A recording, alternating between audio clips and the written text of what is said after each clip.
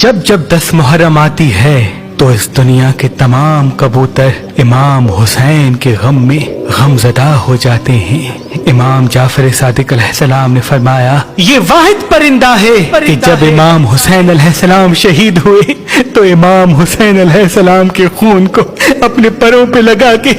ये मदीने की तरफ परवाज करते हैं, और जहाँ जहाँ दूसरे कबूतर उन कबूतरों को देखते हैं तो वो भी इमाम हुसैन के खून को देख के गमज़दा होना शुरू हो जाते हैं। ऐ लोगों, जब भी 10 मुहर्रम आए तो कबूतरों को पानी पिलाया करो, उनको अनाज खिलाया करो, क्योंकि 10 मुहर्रम के दिन कबूतर रोके इमाम हुसैन को सलाम करते हैं। जो इंसान उस वक्त मौला हुसैन को याद करके कबूतर को पानी पिलाता है, अनाज खिलाता है, तो कबूतर उस हुसैन के मानने वाले के लिए दुआ करते हैं, और 10 मुहर्रम के दिन अल्लाह वो दुआ फौरन कबूल कर देता है।